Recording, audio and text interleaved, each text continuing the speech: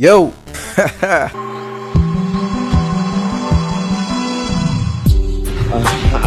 Yo, back with another video ranting about One Piece. At this point, I live for this shit, man. But there's been a certain conversation revolving around One Piece that has always bothered me. And to me, this is one of the biggest misconceptions in One Piece. Now, it's nothing new for One Piece fans to get shit wrong. One Piece fans get shit wrong all the time. Actually, One Piece fans probably get stuff wrong more often than they get stuff right.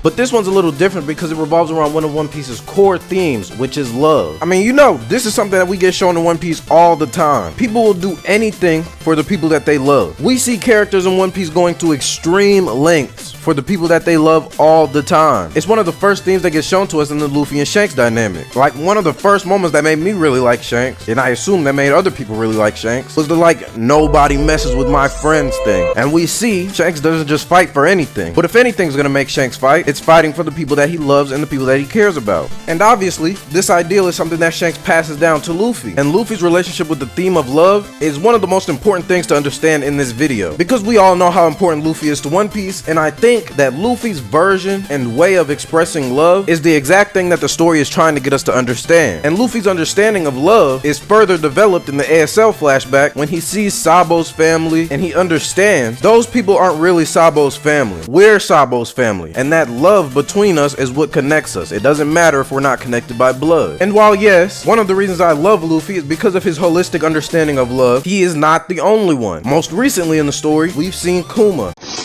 That's what I'm talking about. And Kuma has one of the most complete understandings of love that I've seen in the series as well. And it comes from this quality that Luffy and Kuma both share, where they want to put the people that they love ahead of themselves. And throughout Kuma's entire flashback, I would say that the core theme at the center of all of it was love. Obviously with Kuma and Bonnie, but that flashback showed how every other character in the series is driven by love. We have Kuma's parents being driven by their love for each other and their love for Kuma. We have Jenny also being driven by her love for Kuma. We have Vegapunk being driven by his love for science. Is this nigga serious? And I would damn near say Vegapunk's dedication to science is even greater than Luffy and Kuma's dedication to their loved ones. Is this nigga— Alright, I might be pushing it a little bit with that one, but hear me out. And yes, even Dragon is driven by love in this flashback. Why you try not to lie, bro? And to me, it's the purest kind of love, as you'll come to understand through the rest of this video. And what I love that this flashback conveys is that people's love for different things makes them intersect in ways that you wouldn't expect. And how this feeling of love transcends logic, and even in recent chapters, seems to transcend science itself. And at this point, you're probably thinking, we know, Zaire. We know how love works in One Piece. What's new about this shit?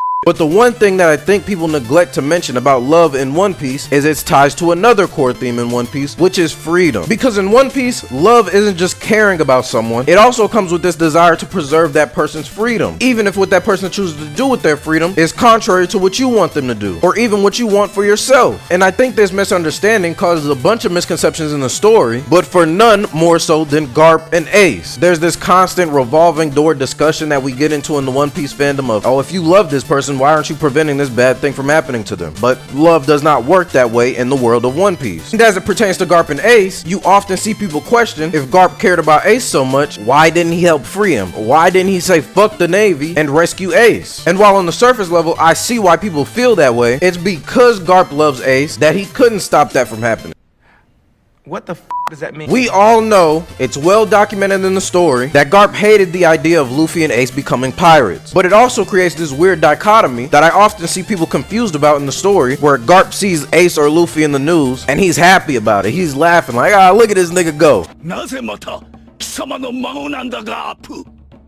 And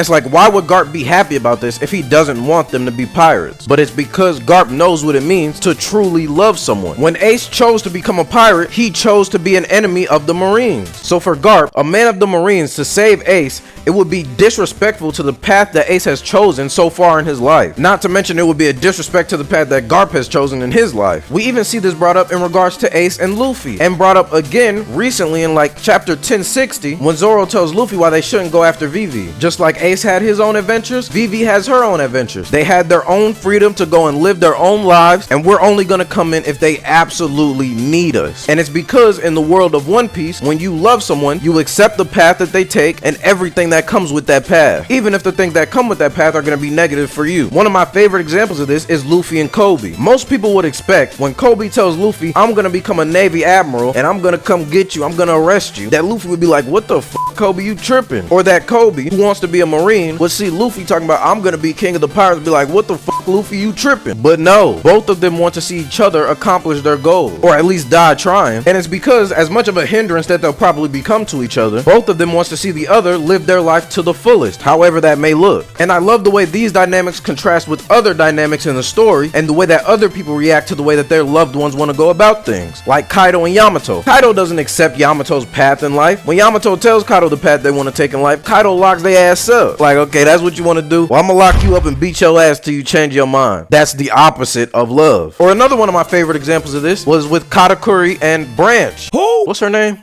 Brule. The way that Brule loves him versus the way that the rest of the family quote unquote loves him. What was the little sister name? That little bitch that stabbed Luffy? Like, yeah, she didn't really love Katakuri because she didn't accept him and everything that came with him in the way that Brule did. That's why even Kuma finds out Bonnie's a pirate at like 10 years old, and he's just like, well, good luck, Bonnie. Most parents would have dragged her little ass out that bar and brought her home. But it's Kuma, one of the most loving individuals in the entire story. So of course he's gonna let her see it through. This even comes up with people like Dragon and Kuma. One of Dragon's many dumbass wind puns, go where the wind takes you, my friend. And as much as it's like, oh my god, another wind pun, it also demonstrates that Dragon's idea of love is very similar to that of Luffy and Kuma. He's letting people like Kuma and Luffy go through their own life and their own struggles, and he's not coming to save their ass every time, even though that's what the fans want. Dragon's probably the character that gets this criticism the most. Like, why didn't he go here and help Luffy at Marineford? Why didn't he help Kuma here? Why didn't he help blah blah here? Why didn't he help Ivankov here? But I think overall it can just be better understood through the lens of the way that One Piece characters view love. And in this view, Luffy and Kuma are the most loving individuals in the entire story. They're probably the only two individuals in the story that just takes whatever life gives them, whatever people throw at them, and they just take it as it comes. They don't have any crazy expectations for the people around them. They don't judge the people around them for what they choose to do with their lives. They just have this holistic acceptance of the world around them. And in a way, that is what true love is. But yeah, man, that's all I got for y'all boys today. Let me know down in the comments who you think really represents true love in the world of One Piece. Like the video if you like the video. Okay,